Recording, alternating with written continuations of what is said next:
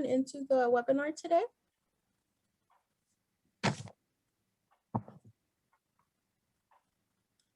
Welcome, my name is Noemi Guevara and I am the Director of Alumni Engagement here at California State University, Long Beach.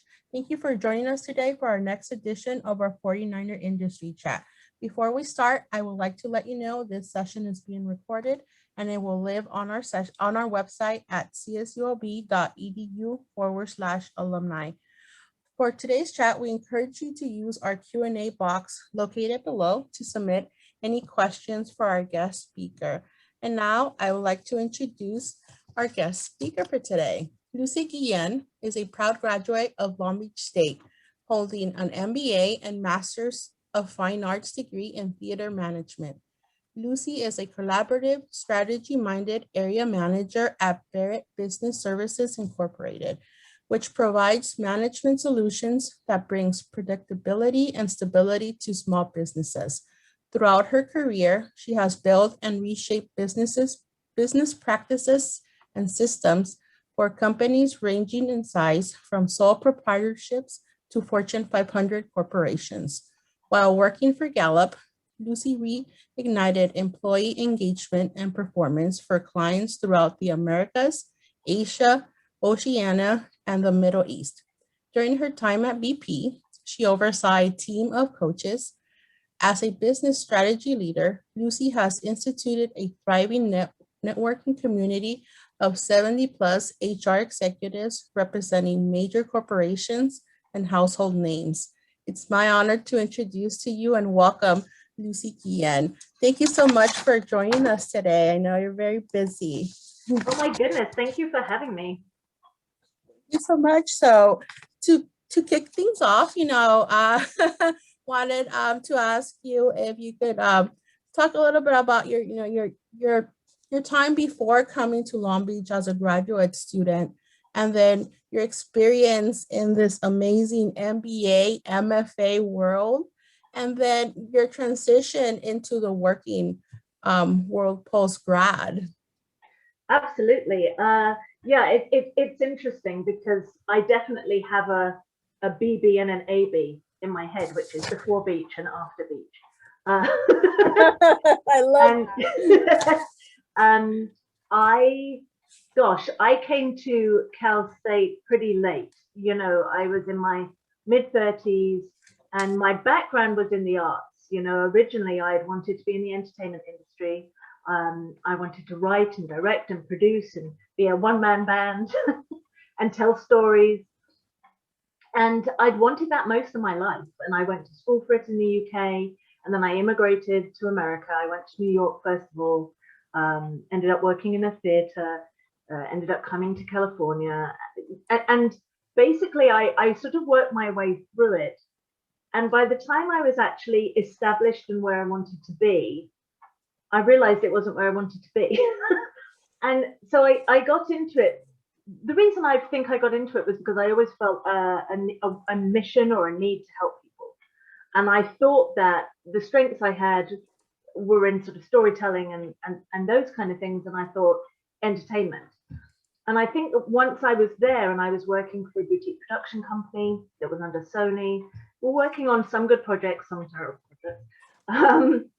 But basically, I really was convinced that it was the industry I wanted rather than the role. I didn't really mind what I did. I wanted to be involved in that industry. And in hindsight, I think that was all wrong. And it was a backwards way to look at it because ultimately I ended up hating the industry. I thought it was very political, very bureaucratic. And it just wasn't a good fit for me. I didn't feel like I had much autonomy or choices of projects I wanted to work on. And I was just really disappointed. So that was sort of in my late 20s. And at that point, I had a couple of master's degrees in art, a master's in film and a master's in theatre. I've been working, doing production and all of these things. And I was just like, well, what am I going to do now? I have to basically start over. And so I sort of tried everything. I went to all these evening classes, and French conversation, and joined meetup networking groups and all of these things, trying to just find something. And I ended up managing a comedy theatre, which is a bizarre thing to end up doing. But it was sort of entertainment adjacent, which is, I think, why I got the job. But what I really loved about it was the business, the management side, the planning, the building the audiences, the marketing, the P&L reports. I mean, how silly is that, right? So I realized quite quickly that it wasn't the industry, it was the contribution. So then that sort of sent me down a spiral, and that's when I ended up looking for a program to study more about business. And I thought at that time, because I'd sort of maxed out my opportunities where I was, I thought, well, you know, I love this. My next step really is to start my own theatre or comedy or business, you know. Right. And I had this idea because I'd been working with, you know, some nonprofits, and I had this idea about working with like improv for, you know, underserviced populations, for young kids who are struggling and those kind of things. And I thought, okay, well, you know, maybe I'll start a nonprofit and that will be my thing. And I realized I knew nothing about it. And then I came upon this program. So if you don't know, I'm sure you do, but for anyone I do. And I know you're one of the first graduates of that program. Yeah. And it was relatively new. I think I was the second or third cohort. Right. Yes, it was a double master's program with an MBA out of the business school, and then an MFA under the umbrella of, as you say, theatre management or arts management. But it was really a study in non-profit management. And I just thought, wow, I mean, if someone had designed a program for me, it could have been better. Right. And married your both passions into one. Absolutely. So I applied and sort of thinking, you know, I haven't done math since I was 16. You know, the British education system is very different. We don't do a lot of general requirements in our education. You really hone in from the age of about 14. You start filtering down your subjects. So by the time you're in college, you're really generally studying one thing, unless it's possible to do two subjects. For example, I did theatre and film, which was considered two subjects. So that was a double subject I did, but that was really rare. So, you know, going to do the GMAT and trying to work out all of the graduate kind of qualifications, I was like, man, I'm glad I like numbers because it would have been very intimidating. But anyway, I was lucky enough to get in, went into the program, and it was interesting because I went in with such an idea of, yeah, I'm going to do this program, and then I'm going to start my business, and then everything's going to be lovely. And within maybe, probably my first semester, but definitely within 6 months, I was absolutely in love with the business program.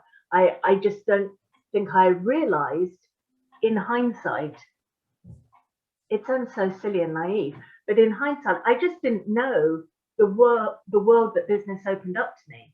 You know, I think when I was growing up, my father was a small business owner and my mother was a teacher, but she always had a side hustle. She was always doing catering or you know, scouring antiques fairs to like reupholster stuff. She always had something going on. So I came from a very entrepreneurial background. Yeah.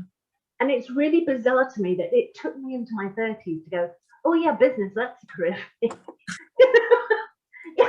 had to try everything else before you found your niche. Apparently. And then I think a lot of things fell into place. I think a couple of things, you know, I really feel like I have such loyalty to the beach because it felt like a total reinvention for me, and it gifted me so much. I mean, I think on day one of semester one, I knocked down the doors of the career center. I was like, help, I don't know what I'm doing. You know, and I was lucky enough to get an amazing mentor who absolutely helped me and encouraged me. And I met with her regularly. I think I really seized every opportunity that I had. And I think one of the benefits of being an older kind of a returning student is I had so much more appreciation knowing that like this was my opportunity. Because once you've been in the job market for a while and you go through job interviews, if you try working, it's really hard. Like doing it's a job to find a job, you know. It's so hard. And that's in a good market. That's in a fairly stable, let's not talk about the environment we're in right now, right? Like that's in a fairly stable job market. So to have suddenly all these tools at my fingertips where I could learn, you know, what is someone looking for in a resume? I mean, I thought I thought I could put together a good resume. And then I thought, saw proper resumes, and I was like, oh, I see. And so, you know, I really grabbed that, and I sort of volunteered for everything, joined every board, every committee that would have me. I think I had a running competition with one of my colleagues in the MBA program about who could be on more committees. And it was, every semester we were vying back and forth. It was like, no, I'm on this committee this term. And we just love being involved. And I think that more than anything, actually, maybe even more than the paper qualifications of having master's degrees, was the fact that I was able to get such great kind of real world, at least mimicking experience. Because when you're doing things like, well, and I wanted to talk about this in my post speech life, but one of the things I've noticed when you're consulting, especially for small businesses, is you have to be able to take sometimes quite complex scenarios and translate them into sort of layman's terms. Because most of the people I'm working with, most of my clients don't have a business degree. They're not there to, you know, they're not someone who's studied and have an MBA. That's what I'm there for. You know, they're people who have a passion or a craft or a trade, and they want to sell that or put that into the world. And so my job is to translate that for them and kind of help them operationalize their skill and their talent. But what I was going to say was, there are so many people, even, you know, in the consulting world, that have never really had any kind of sense of entrepreneurial ownership. And what the gap that creates for them is they don't really understand when they make a recommendation and the business owner goes, you know what, I just can't do that right now because I have to pay the rent. But once you've been in that position, even in the terms of some of the amazing projects that we did at the beach, where you're creating like a mock business and you're living it and you're working on it and you're having those conversations, that really sets you up for success when you're having conversations in the real world with owners, because they recognize that you know that sense of ownership. You're not just, you know, some administrator in a big corporation telling them, well, why can't you figure out how to budget $50,000 for marketing? You know? But you're applying those strategies into, even though it would be mock, but you know, you're thinking, that critical thinking is happening. That's right. And then I look back and think of some of the real world examples we did. I remember in my information systems class, we had to go to we helped out a real restaurant.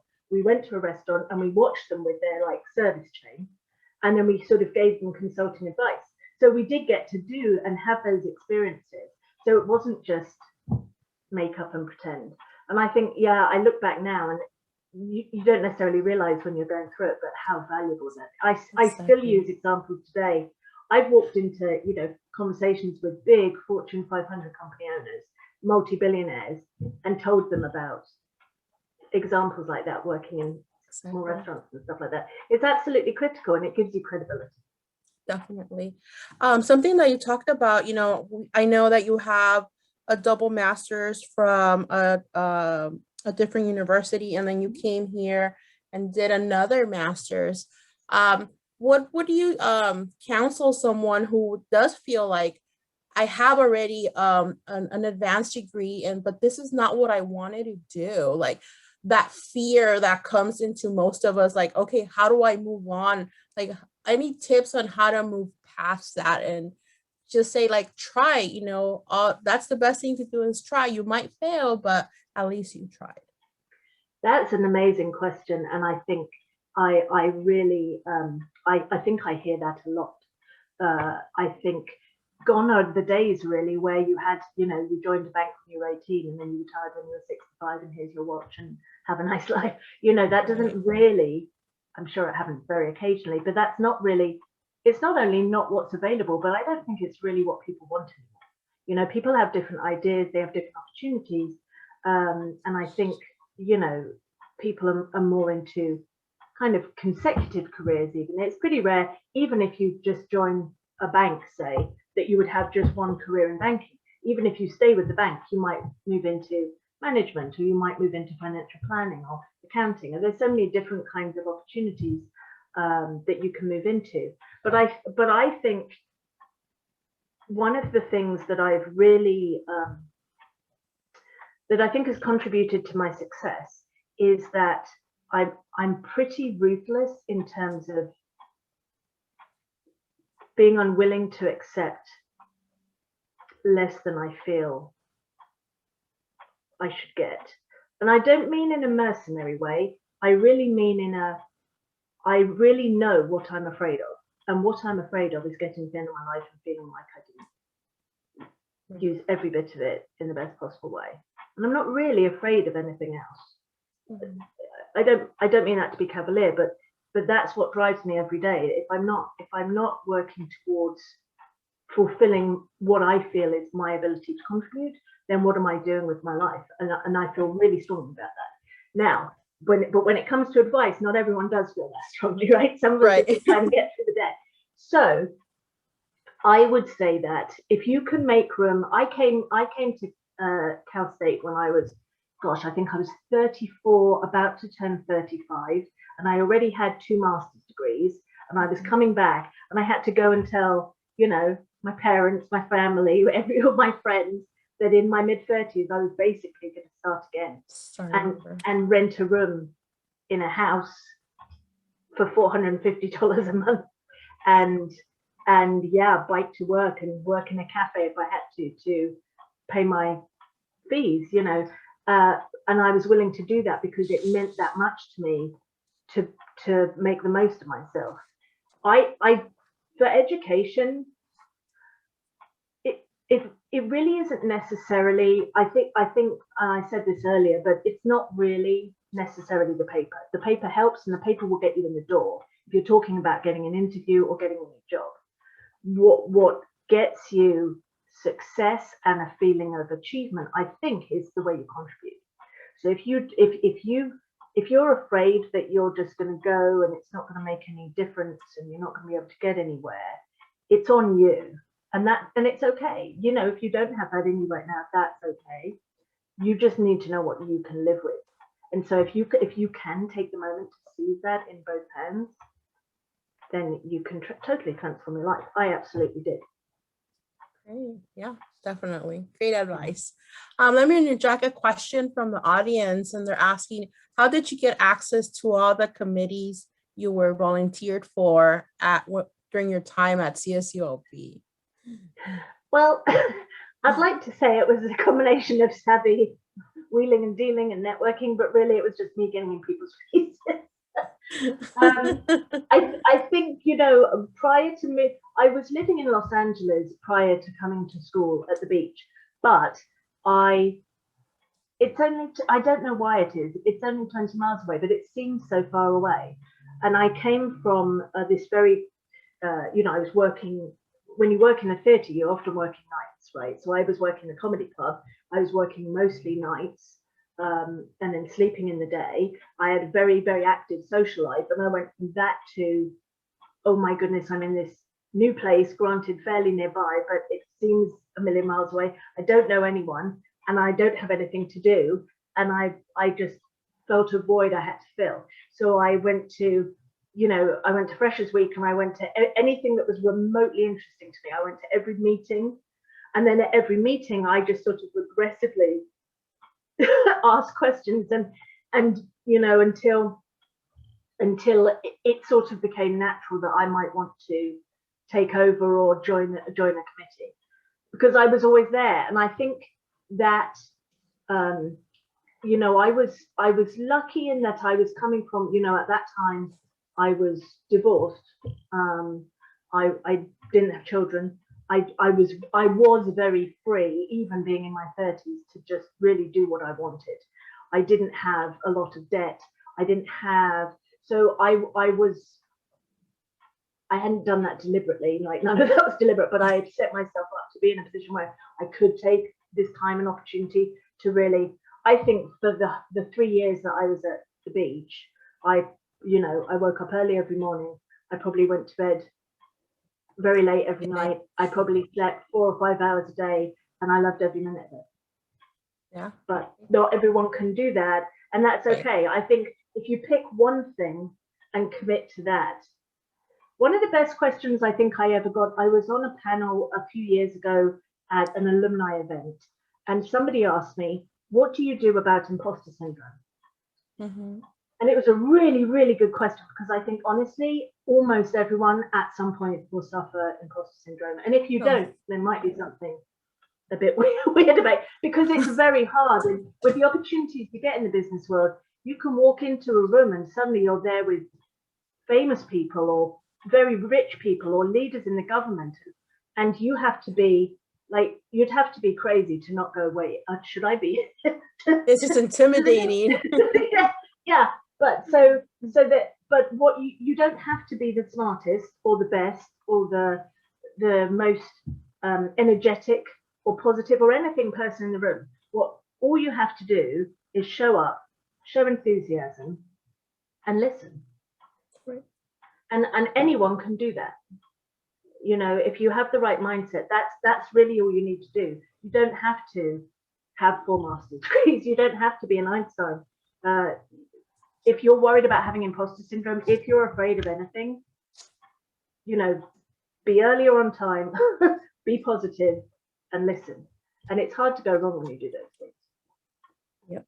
Yeah. And that's a great segue to one of my questions. You know I was looking at your resume, and you've been a community manager, a VP, a senior manager at Gallup.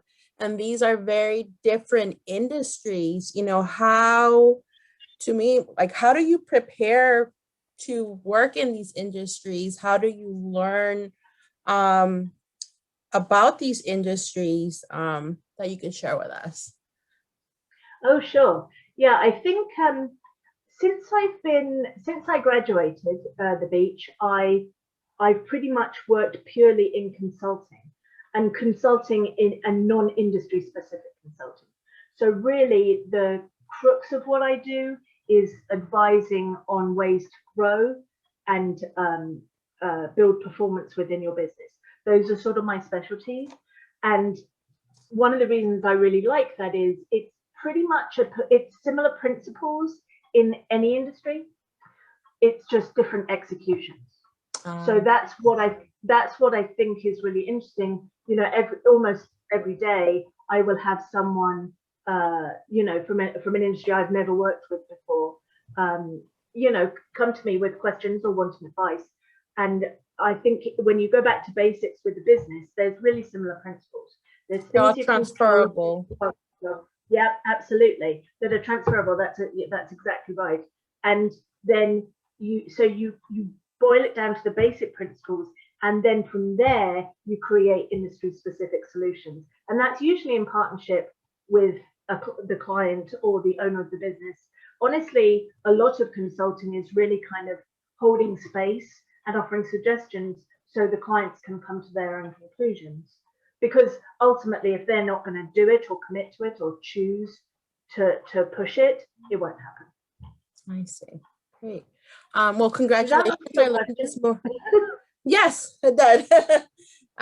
Good. Congratulations. I learned this morning you just got promoted to area manager. I did. Literally this week.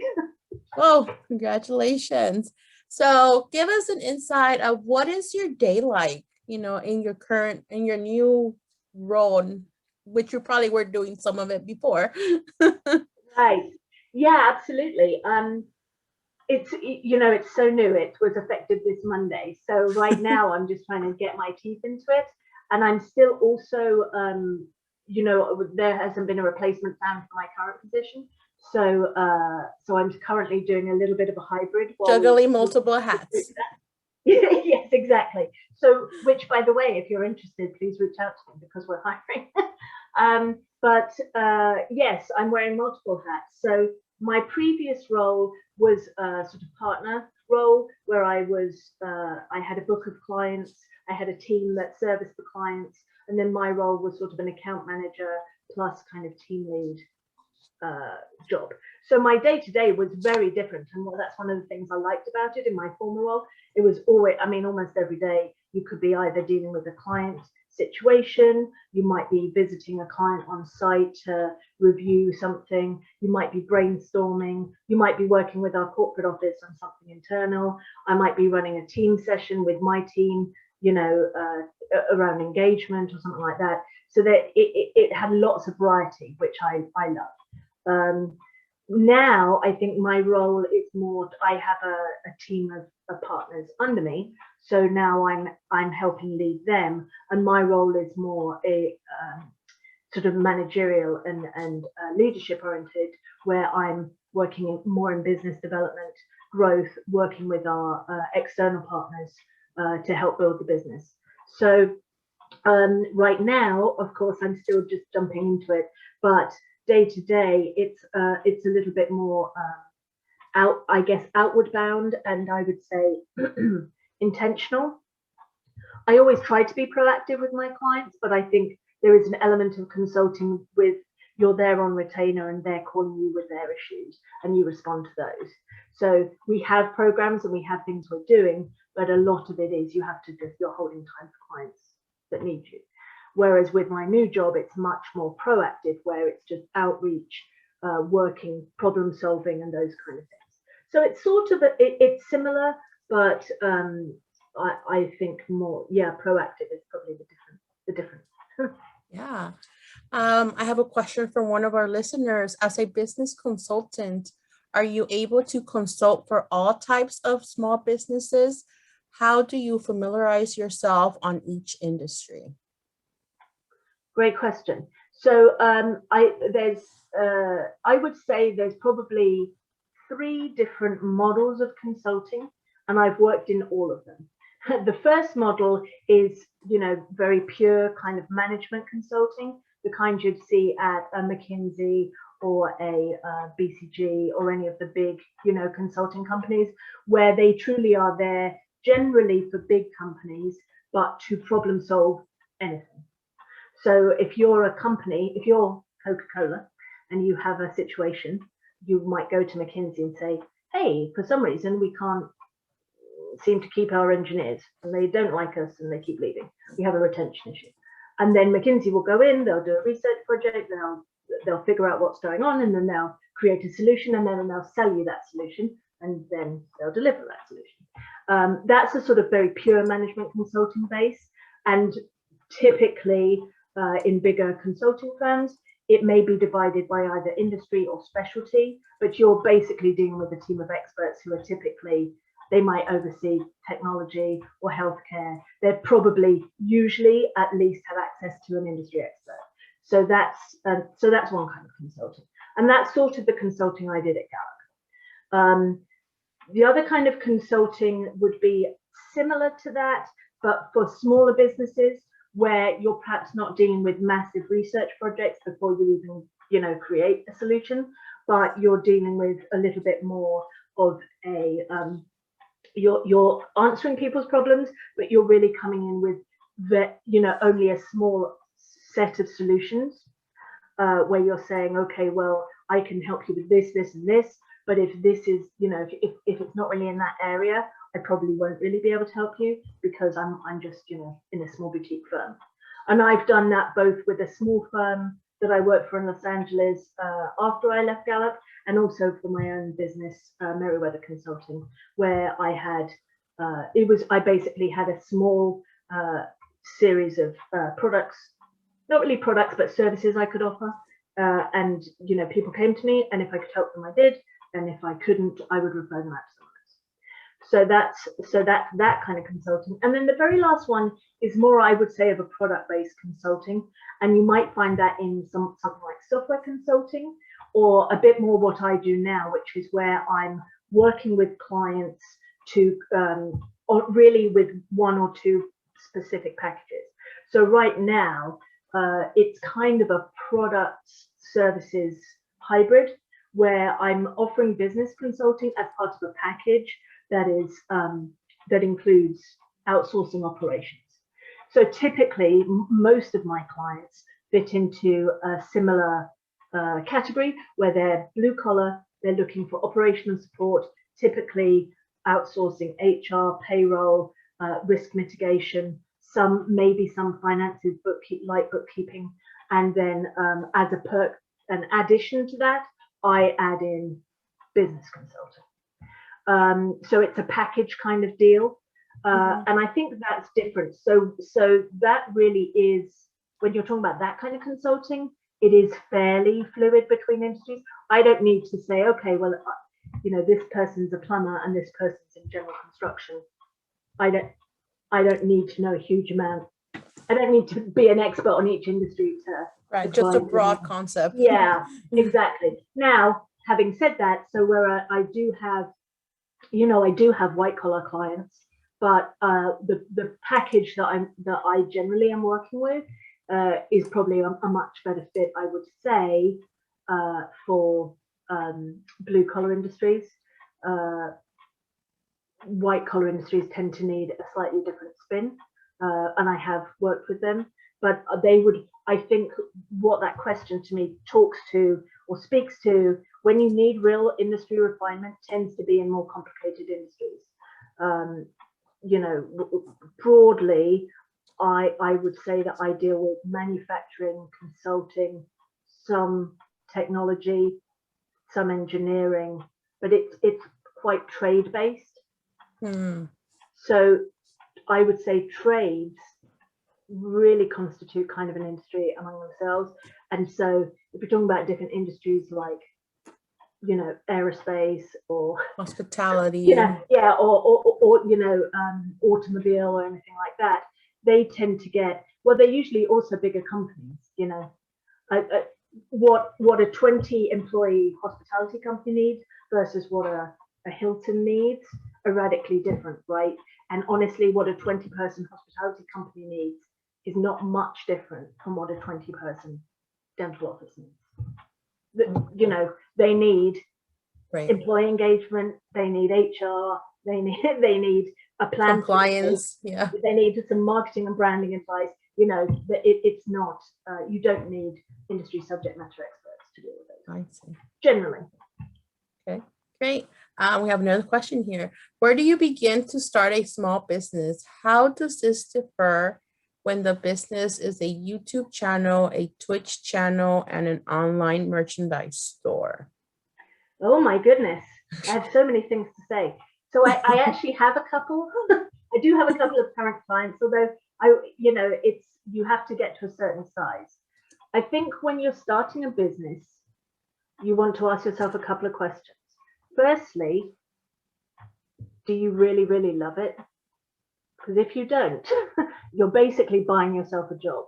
And I think that's the thing you really want to avoid as a business owner, is just starting a business to make money rather than just because you're really interested or you feel like you have a contribution to make, because you're going to end up working 90-hour weeks and you're going to wonder why you're doing it, why you decided to sell this widget in the first place. So I would say, firstly, if you love it, then go for it. If you're really talking about like actually starting a business and you want to start formalizing it, I really highly recommend the V2 Mum, which I tell all business owners, try doing this. This was something that's created by the Salesforce founders. It's pretty, you can find it pretty easily, information of it. It's literally the letter V, the number 2, and then MOM, V2 Mum. And it's a cheat sheet way to create a sort of management guide for your own business. It's going to help you list out your values, your vision, obstacles, your mission, and the measures you're going to take to see if you've succeeded. And I think if you do that, if you go through that and you still feel passionate about it, it will create a whole guideline for you to set your business up. And then at that point, you start reaching out to people to help. That's when you go. That's when you go and get your paperwork started to buy your business. But do that due diligence first. Even people think, oh, it's YouTube. Why am I going to do that? Or I just want to start a food truck. Why do I need a business plan? You don't at all. But you'll be in such great shape if you do. It'll be helpful to guide. Yeah, yes, and also know that if you do that and you hate it, there's got to be an element of you that likes the business side of it. Because I think that when I started my business, I really thought that was going to be it for me, that I was going to have my business and this is what I'd always wanted. And I actually found that despite being quite entrepreneurial and being really invested in the services I was offering, I really actually didn't like being a business owner that much. I didn't like having to make sure the website was up to date and make sure that all my samples were up to, online and redacted. And I didn't enjoy the kind of nitty gritty of business ownership. And yes, at a certain point you can outsource that, but you're going to spend an awful lot of time as you grow doing that day-to-day stuff. So, that is an element of it. And if you go through an exercise like the V2 Mum or any kind of, business plan structure, and you really hate that, like really, really hate it, you should think about owning your own business, because it might not be for you. And that's okay. I always really thought that owning a business was where it's at. I'm so grateful that I got recruited into BBSI, because I get to do the job I love, which is what I do at BBSI now is what I wanted to do with my business, but I don't have to do all the branding and website issues and those kind of things. So I get to do all the fun stuff that I like doing, the consulting, the working with clients, sales, but I don't have to do the nitty gritty. So, think about those things. Yes, if you want to be a YouTube personality, you can just go in and do all that. And eventually, hopefully, you'll make enough money to pay someone else to do all that stuff for you. But generally, the people who really succeed at doing those kind of influencer model type businesses are people who actually really like marketing and really like networking and really like kind of making plans, making themselves out there. Yeah, putting themselves out there. And it's not just, being funny on video. It is, the job of being a YouTube influencer is 5% like performing and having fun and 95% technology, Google Analytics, sales. So, if you can find someone to do the 95% of other stuff for you and pay you to just be an influencer, cool. But the people who are really good at it, the people who win, I think, are the people who actually really like the back end of it. Doing the whole thing. Yeah. Definitely. So, of course, we're living in times of COVID. How do you offer guidance around stability when COVID has brought so much uncertainty? Oh, great question. I mean, I think it has been, I think it goes without saying that it's been very tough for everyone for the last year or so. It is, I think, I have hope and optimism because we do seem to be at least seeing the light at the end of the tunnel in terms of a tipping point of vaccinations and those kind of things, where things are starting to open back up again. Measures are being taken. I think if you go back to, I think most people, myself included, March, April, May, June, even past that last year, it was very hard to be proactive about almost anything because, you just didn't know if there'd be a business environment tomorrow. So I think the way I approached it and the way we approached it at my company and with my team was you just have to break it down into pieces. Having a company that you outsource to if you're a business owner is really, really helpful. And in fact, there's been some really cool statistics right now that the companies who have outsourced like operations under, I think it's 150 employees, they were like more than 40% more likely to survive the pandemic than those who didn't, even though obviously it is an expense to outsource payroll. And I thought that was really cool. But I think part of that is you're literally paying someone to have you not have to worry about that stuff. Mm-hmm. And so you can't, it's a bit like, it's a bit like dieting. You have to you can't give up cake forever, but I can give up cake today. So I'm not going to worry. Help a little. Yeah. Have someone who's got your back, got in your corner. You've got your business plan, and do what you need to do to get through the day to day. Because ultimately, I always really stress, stay on the side of the law, stay compliant. But ultimately, you need to do what you need to do to make sure your people are safe and that your business can grow. And if that means even temporarily closing, You know, I have some restaurant clients who, yeah, I mean, ultimately they did just either have to close down completely or really shut down, go to like, you know, curbside dining only and those kind of things.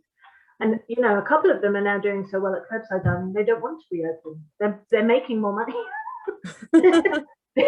because they're modeling, you know, they're not having to hire a bunch of servers and cleaners. They literally have kitchen staff and then people who take the food to the car.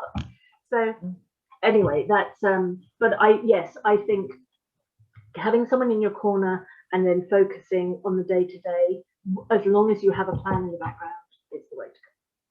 Yeah, great advice. What are some key takeaways around employee engagement? Oh, it's my favorite subject. So what I mean, that was probably one of my absolutely specialist subjects at Gallup. You know, Gallup kind of wrote the book pretty much on employee engagement, and you know, they developed the Clifton Strengths Finder. It's from one of the founders of Gallup, and so it's a very strengths-based approach. To me, there's a tool called the Q12, which is a survey tool, but it's basically, if you can answer these questions positively, you're so much more likely to have engaged employees, and engagement leads to so many positive outcomes for a business owner. So one of the things I think people really need to understand the difference between sort of satisfaction and engagement, and I think more people do now. There's more of an older conversation. You know, 10, 15 plus years ago, it was employee satisfaction, right? There's nothing kind of measurable about employee satisfaction. You go, oh, are you satisfied? Okay, that doesn't mean anything. Yeah. But with employee engagement, it refers to a specific criteria of being actively involved in wanting your company to succeed. So you know, the way they talk about it at Gallup is, if you have employees and they're walking through the parking lot and they see trash on the ground, do they pick it up or do they walk on by? And if they walk on by, they're probably not engaged. But if they pick it up, they probably are engaged. And that is an indication of greater behaviors around ownership, being able to complete tasks, having high standards of performance for yourself, that lead to much better outcomes for business owners in terms of bottom line profitability, growth, and performance.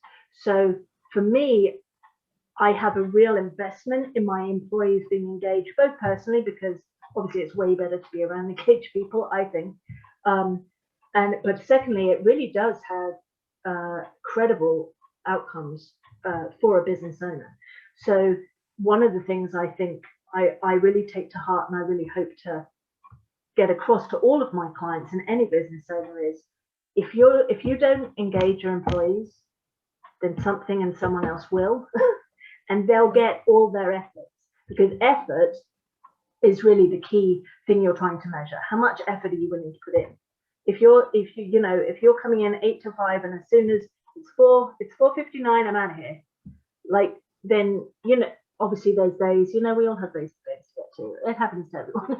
But on average, if that's your attitude, then you probably don't really care. You're not the kind of person who's double checking your spelling.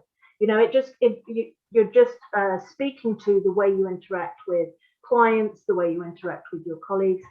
And so I really stress that you try and take these measures. And the main measures are really making sure that your employees have the tools they need to do their job, and absolutely the baseline of anything. You can't be an accountant if you don't have a calculator. so you know, I mean, I suppose you could be, but you'd really have to be very impressive in other areas. You know, you have to give them the tools, and you have to get stuff out of their way so they can succeed. And if you can engage your employees, you have a huge chance to succeed where others don't. So do you think if these companies were to apply those, that turnover in the younger generation would be less and people could build like more long-term careers in these companies? Yeah, that's such an amazing question. So when I was at Gallup, we did a huge research project about that, because, you know, and this was, you know, it's not really millennials anymore, is it? Millennials are sort of in their 30s. It's the, you know, the Gen Y, the Gen Z generation. Yes, exactly. So it came out when I was at Gallup that in the data that millennials would change jobs on average every 3 years. And the problem is that typically to master a job, well, master may be pushing it, but to become even kind of borderline good at a job takes 3 to 5 years at most companies.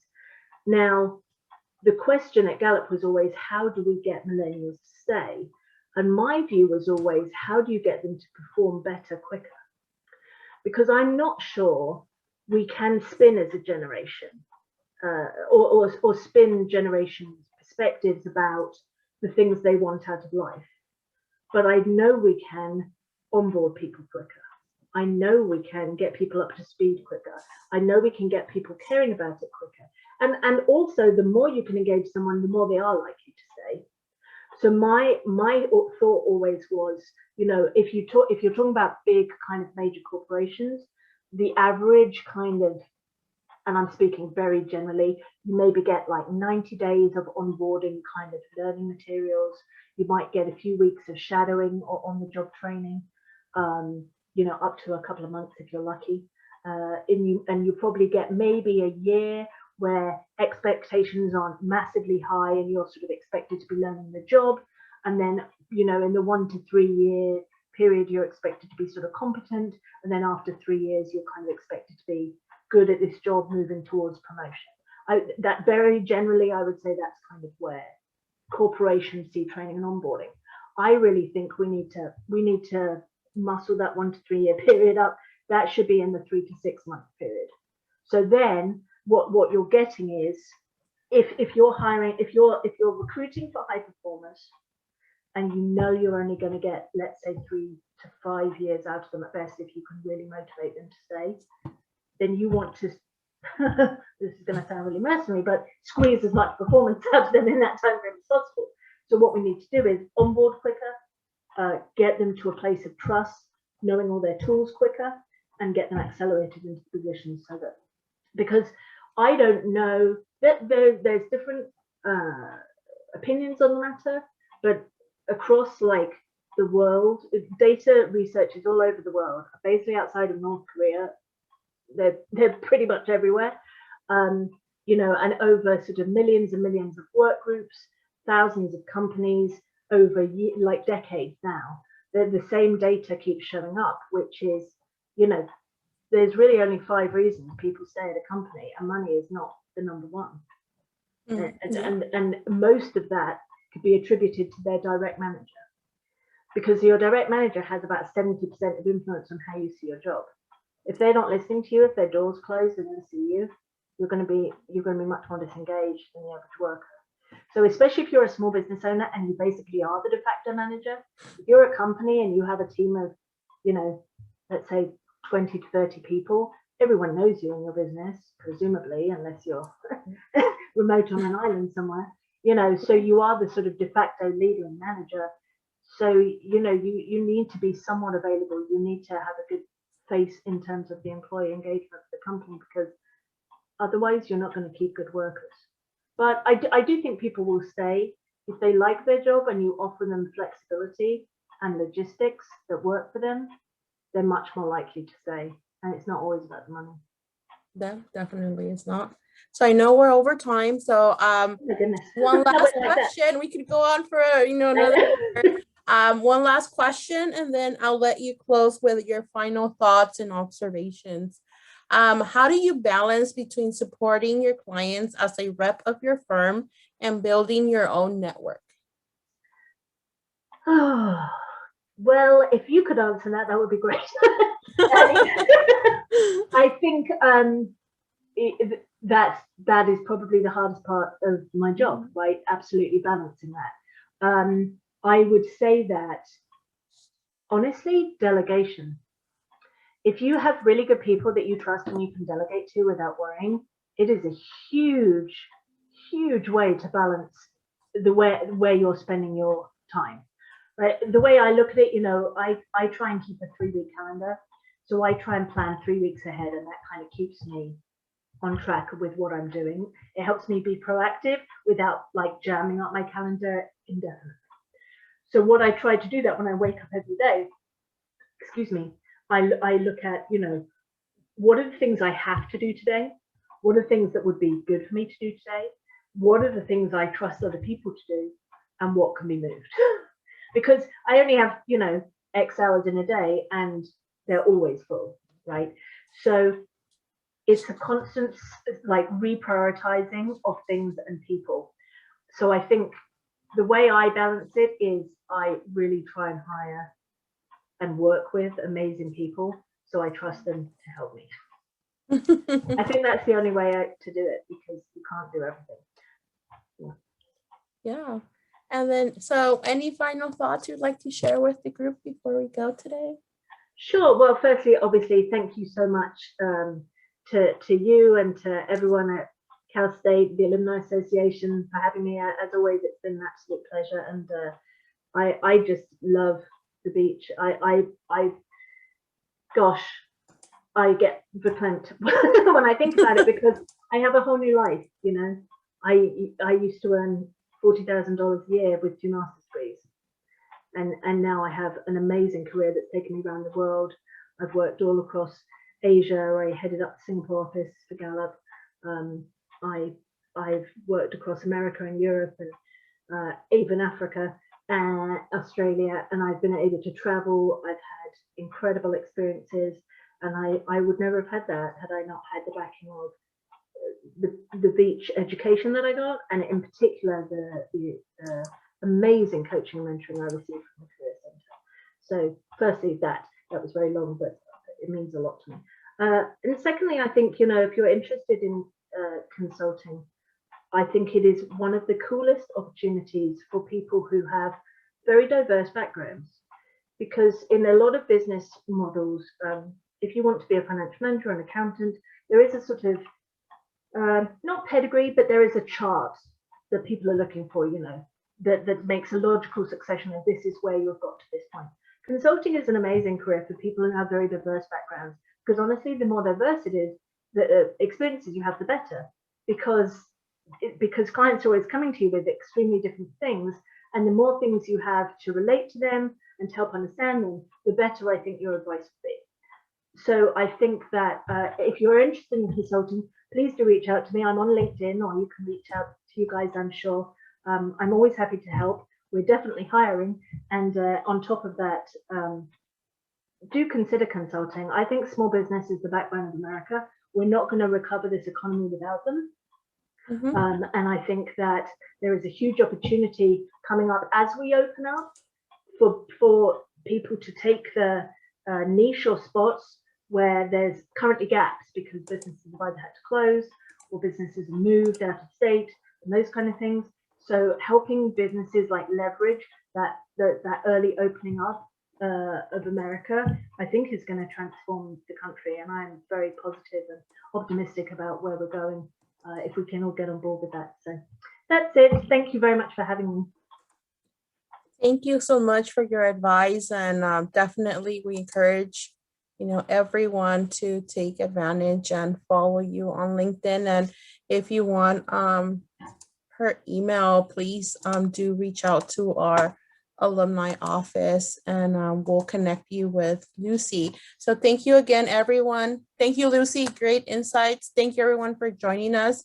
And please follow us on social media to learn about our future chats. We thank you for your time and have a great day. Lucy, if you